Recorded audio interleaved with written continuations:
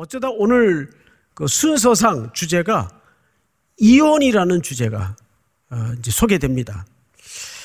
저도 이거를 건너뛸까 해야 되나, 시기도 참 답답한 시기인데 설계 주제까지 꼭 이혼 문제를 순서에 따라서이긴 하지만 다룰 필요가 있겠는가 하다가 그런데 이 문제를 깊게 좀 연구하다 보니까 사실은 이혼이라는 주제는 등장을 하는데 이 본문이 이혼이 주제가 아니더라고요.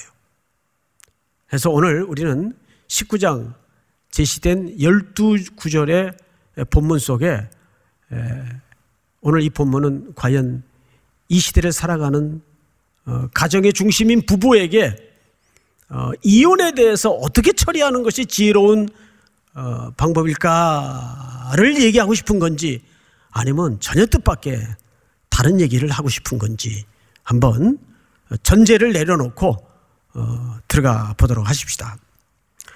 1절을 좀 볼까요? 1절을 보시면 예수께서 이 말씀을 마치시고 갈릴리를 떠났다 이렇게 돼 있어요. 자, 앞을 잠깐 화면을 보십시다. 예수님은 물론 베들레헴에서 태어나셨지만 애굽으로 피난 갔다가 돌아오시는 길에 아기의 목숨을 찾는 왕이 있다 소문을 듣고 어디로 가시죠? 나사렛으로 가세요. 거기가 갈릴리입니다. 예수님은 거의 일생을 여기서 지내셨습니다. 그리고 30쯤에 세상을 향하여 자신을 드러내시면서 거기에서 대부분의 시간, 한 4분의 3에 가까운 공생의 사역의 기간을 또 갈릴리에서 보냅니다. 그 가난한 사람들과 또 가난한 삶의 문제를 같이 공감하면서 끌어안고 치유시키고 함께하면서 보내셨어요. 그리고 나머지 한 4분의 1가량을 이제 갈릴리를 떠나서 유대 지역으로 넘어오시는 겁니다. 그러면 이왕 그렇게 갈릴리에서 오래 사셨으면 거기서 그냥 끝을 내시지, 마지막 1년은 그래도 도시를 한번 구경하고 싶었나? 그런 의미가 아니라 예루살렘으로 올라가기 위해서입니다. 가이사랴 빌립보에서 베드로의 고백 이후에 예수님은 드디어 자신이 이 땅에 오신 목적을 정확하게 진술하시죠. 내가 예루살렘으로 갈 것이다. 왜? 나는 거기서 체포가 될 것이고 무참한 고난을 겪게 될 것인데 결국 잡혀서 나는 십자가에 죽음을 당할 것이다. 그리고 죽은 지 사흘 만에 다시 살아날 것이다. 이 밑도 끝도 없는 황당스러운 이야기를 제자들이 듣고 지금 제자들은 따르기는 하는데 혼란스러운 거예요. 그런 상황, 그런 상태로 지금 제자들도 갈릴리를 같이 떠나서, 이 제자들도 대부분이 갈릴리 출신들이거든요. 떠나서 지금 유대 땅으로 건너와 지금 예루살렘으로 들어가는 길에 같이 서 있는 겁니다. 오늘 이혼이라는 얘기는 예수님의 예루살렘 이 순례길과 아주 밀접한 관계를 갖고 있다는 것을 놓쳐서는 안 돼요. 2절을 보세요. 큰 무리가 소문을 듣고 따랐어요. 예수께서 거기서 그들의 병을 고치시더라. 이제 이 땅의 삶이 예수님에게 얼마 남지 않았습니다. 그래서 그 노릇고리 마냥 짧게 남은 시간 속에서 예수님은 끝까지 이 환자들을 고쳐내십니다. 자, 그리고 그 모여든 인파 속에 바리새파라는 일단의 무리들이 섞여 있었어요. 오늘부터 등장하는 주제는 바로 그 사람들과의 변론입니다. 3절을 볼까요? 3절을 우리 성도님들이 한번 같이 읽어볼까요? 시작! 바리새인들이 예수께 나와 그를 시험하여 이르되 사람이 어떤 이유가 있으면 그 아내를 버리는 것이 옳으니까. 네, 자 여러분, 바리새인들이 예수님에게 나온 이유는 성경에 뭐라고 되어 있죠? 시험하여 그랬어요. 시험을 목적으로 나왔어요. 그리고 두 번째는 질문이 뭐냐면 이렇게 되어 있습니다. 사람이 어떤 이유가 있으면 그 아내를 버리는 것이 옳습니까? 자, 우리는 이 본문을 좀 두 가지로 이해할 필요가 있는데, 첫째는 이혼하는 것 자체가 옳으냐 틀리냐 이걸 묻는 거냐, 아니면 이혼을 할 수 있는데 어떤 이유래야 이혼이 가능합니까를 묻는 거냐. 조금 다르죠? 이 두 가지 의미가 사실 다 있다고 해도 틀린 말은 아닙니다. 자, 어쨌든 이혼을 주제로 물었어요. 우리 그들의 그 당시 이혼의 가장 큰 쟁점이었던 원본을 한번 보십시다. 신명기 24장 제가 좀 읽겠습니다. 사람이 아내를 맞이하여 데려온 후에 그에게 수치되는 일이 있음을 발견하고 그를 기뻐하지 아니하면 이혼 증서를 써서 그의 손에 주고 그를 자기 집에서 내보낼 것이요, 이렇게 돼 있어요. 그래야 2절에 보면 다 같이 한번 읽어볼까요, 여러분? 시작. 그 여자는 그의 집에서 나가서 다른 사람의 아내가 되려니와. 여러분, 이 본문은 신명기 24장의 모세의 글이요 하나님의 말씀이에요. 자, 그러면 제가 여러분들에게 한번 여쭤볼게요. 정확하게 성경에서는 이혼을 허용했어요, 허용하지 않았어요? 아니, 뭘 주저를 해요? 성경 그대로 대답을 하면 허용했어요, 허용하지 않았어요? 허용했죠. 자, 그런데 여기서 쟁점이 뭐냐 하면 1절이에요. 1절을 다시 보시면 사람이 아내를 맞이하여 데려온 후에 그에게 무슨 일이 있음을 발견하고 수치되는 일이 있음을 발견하고, 이렇게 돼 있어요. 이 고대 시대에 이때는 이혼의 주권이 여성에게는 없었어요. 나 이 남자하고 살래 말래 그런 개념 자체가 불가능했습니다. 전적으로 이 이혼의 주체는 남성이었어요. 이거 중요합니다. 남성이었어요. 그래서 오늘 상징성을 가진 남자에 대한 좀 부정적인 입장을 이야기할 수밖에 없어요. 오해하지 말고 들으세요. 남자 자체를 뭐라 그러는 게 아니라 첫 아담의 상징을 가진 남자의 그 완악함에 대해서 말씀을 드리는 겁니다. 그러니까 여자를 버릴 수 있는 주체는 누구라고요? 남자예요. 그렇게 온갖 핑계를 생성해서 여자를 버려야 되는데 딱히 버릴 수 있는 근거가 없으니까 여자를 학대하고 여자를 심지어는 폭행하고 하는 일들이 벌어지는 거예요. 그래서 신명기 24장의 이 1절에 수치되는 일은 정확하게 어떤 의미인가 하면 약한 여성을 보호하기 위해서 조치한 하나님의 허용적 율법이에요. 이걸 원래 원리로 만들어 놓은 게 아니란 말이에요. 그럼 이제 예수님의 대답이 궁금하죠. 야, 그러면 예수님은 어떤 종교적 판단을 하셨을까? 성경을 보십시다. 4절. 예수께서 대답하여 이르시되 사람을 지으신 이가 본래 그랬어요. 자, 화면을 좀 봐주실까요? 여기 본래라는 말은 원래 무슨 뜻인가 하면 태초에 그 뜻이에요. 태초에. 그리고 이 태초는 어디적 이야기를 소환하시는 거죠? 예, 창조 때 이야기를 소환하시는 거예요. 에덴 동산에서 하나님이 천지 만물을 다 만드신 다음에 마지막으로 사람을 만드셨어요. 남자와 여자로 만드셨어요. 그래서 둘이 부부로 묶어주시고 부모를 떠나 한 몸을 이루게 했죠. 그것이 창세기 1장과 2장의 이야기예요. 예수님은 그 훨씬 이전에 원래 에덴 동산에서 첫 부부를 설계하여 만드실 때 하나님이 제정하신 원리는 어떤가를 봐라 그 말이에요. 그 원래 부부의 질서의 원리는 어떤 원리인가를 들여다봐라 그 말이에요. 4절을 다시 볼까요?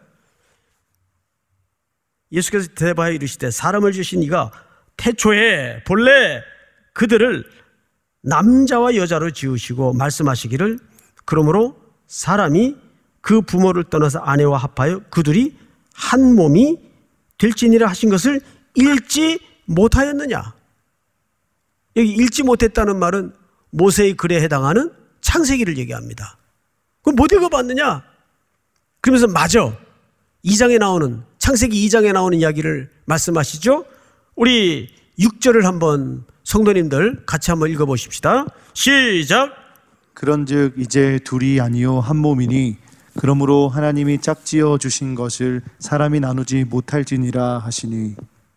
여기 예수님이 아주 심플하게 담백하게 그 후에 만들어진 인간의 타락 이후에 어쩔 수 없이 허용적으로 제정한 율법 말고 그 율법이 만들어지기 전에 창조의 원래 오리지널 가정의 질서는 나누지 못한다. 자, 저를 보세요, 여러분. 기독교가 그리고 성경의 가치가 말하는 원래의 질서는 이혼이 불가하도록 되어 있습니다. 이혼 안 돼요. 그러면 이제 이 말을 듣다가 여러분 입장에서는 이런 질문이 스물스물 이 속에서 기어 올라올 수가 있어요. 그럼 뭐 어떡하라는 얘기냐? 예수님의 말씀 속에 인용한 것도 성경이고 바리새인들이 꺼내놓은 질문도 신명기 24장의 성경이고 둘 다 성경인데 창세기에서는 나누지 못한다. 이혼 불가. 근데 신명기 24장에서는 그럴 경우에는 어쩔 수 없이 허용적 차원에서 이혼을 용인했어요. 허락했어요. 이걸 보통 우리가 본문적인 갈등이라 그래요. 어떤 성경에서는 또 이렇게 얘기하고 또 어떤 성경에서는 또 이렇게 얘기하고 어느 장단이 춤을 춰야 될지 모르겠단 말이에요. 이 말이 도대체 그러면 이혼을 하란 말이요? 해서는 안 된다는 얘기예요. 자, 성경을 보십시다. 7절. 여짜오되 그러면 어찌하여 모세는 이혼 증서를 주어서 버리라 명하였나이까? 우리가 할 수 있는 질문이잖아요. 그러면 창세기에서는 나누지 못한다고 원론적으로 얘기하셔놓고 그럼 왜 모세는 또 이혼 증서를 써서 내보내라고 얘기하냐 말이에요. 우리가 묻고 싶었던 질문을 물었어요. 지금 사람들이. 예수님 대답 좀 들어볼까요? 우리 8절을 한번 같이 읽어보십시다. 다 같이 8절 시작. 예수께서 이르시되 보세가 너희 마음의 완악함 때문에 아내 버림을 허락하였거니와 본래는 그렇지 아니하리라. 네, 이것은 창세기 때의 그 에덴 동산의 아담을 통해서 죄가 들어온 이후에 인간의 관계와 가정은 무너졌어요. 깨졌어요. 그리고 나서 거기에 대한 보응적 징계가 가정의 부부관계 사이에 너무도 끔찍한 내용과 모양으로 나타나기 시작합니다. 그럴 때는 부득이 인간의 완악함 때문에 아내 버림을 허락하였거니와 본래는 태초에는 그 뜻이에요. 태초에는 하나님이 이혼을 계획한 건 아니다 그 말이에요. 하나님이 이혼을 계획하지 않았어요. 그런데 인간의 마음의 완악함 때문에 하나님이 허용을 했다고요. 이해가 됩니까 여러분? 자, 이렇게 생각하시면 돼요. 하나님은 이혼은 설계하지 않았어요. 근데 죄가 들어오고 가정이 무너졌어요. 가정이 황폐해졌어요. 부부 사이가 병들었습니다. 거기에서 파생되는 이 견딜 수 없는 악함 때문에 이혼 증서를 써서 내보내도록 한 겁니다. 왜? 그래야 이 여자도 새로운 가정을, 새로운 인생을 남은 생에 남아 꾸릴 수 있기 때문에. 그런데 고대 시대에 이 히브리인들이 얼마나 못되게 굴었는가 하면 이혼 증서를 제대로 써주질 않고 이런 나뭇잎사귀 같은 데다 써요. 내보내기 위해서. 얼씨구나 좋다 하고. 그래야 또 새 여자 얻으니까. 재혼을 할 수 있어요. 근데 문제는 보세요. 이 나뭇잎에다가 써준 이혼 증서가 그대로 보존이 되고 유지가 되겠어요? 물기가 마르고 햇빛이 쪼여지면 바삭 부서집니다. 이 증서가 없으면 쫓겨난 여자는 어디 새로운 행복을 위한 가정도 이룰 수가 없어요. 그러면 그런 불쌍한 여인들이 가는 길은 두 가지밖에 없습니다. 남의 집에 종살이 하거나 평생 종으로 살아야 돼요. 두 번째는 가서는 안 될 자리지만 생계를 위해서 창기가 됩니다. 이게 고대 문화 중에 한 측면이었어요. 아주 어두운 사회 측면이었죠. 이렇게 못된 행동들을 남성 위주의 삶 속에서 여성에 대한 인식 세계였습니다. 자, 그러자 이 얘기를 예수님께서 어떻게 덧붙이는가를 잘 보세요. 9절. 내가 너희에게 말하노니 누구든지 음행한 이유 외에 아내를 버리고 다른 데 장가드는 자는 간음함이라. 이게 무슨 얘기냐면 여기에는 여러 갈래의 이야기를 함께 한 겁니다. 자, 아내가 음행을 안 했는데 이런 힐렐 학파의 해석처럼 수치스러운 일을 다양하게 해석을 해가지고 자기 마음대로 아내를 버리면 첫째, 자기도 다른 여자와 세결혼을 하면 음행이 벌어지는 거예요. 예수님이 판단이. 그리고 그 여자도 다른 남자와 결혼을 하면 음행이 벌어지는 거예요. 간음이 벌어지는 거예요. 또 그 여자와 결혼한 엉뚱한 남자도 간음이 벌어지는 거예요. 그러니까 이 얘기는 뒤집어 얘기하면 무슨 얘기냐면 예수님은 계속 언제적 얘기를 하는 거예요. 창조죄의 원래 질서를 얘기하는 겁니다. 음행한 일 외에는 이혼 불가 이렇게 되는 거예요. 이 얘기를 듣고 있더니 제자들이 우리가 묻고 싶었던 말을 그대로 했어요. 10절을 우리 전체 한번 같이 읽어보십시다. 10절 한 절만 시작. 제자들이 이르되 만일 사람이 아내에게 이같이 할진대 장가들지 않는 것이 좋겠나이다. 이런 얘기입니다. 이 느낌을 그대로 살려서 표현을 하자면 그 듣고 있다가 제자들이 그때 사람들이나 요즘 사람들이나 생각하는 수준은 똑같은 것 같아요. 아이고 선생님, 누가 그렇게 완벽하게 삽니까? 하면서 말 끝에 차라리 그냥 장가 안 가고 혼자 사는 게 낫지, 이 뜻이에요. 차라리 혼자 사는 게 낫지 여기에 이런 식으로 저촉 안 되고 완벽한 결혼 생활을 통해서 부부관계를 유지할 사람이 몇이나 되겠어요. 그 뜻이에요. 혼자 사는 게 낫지.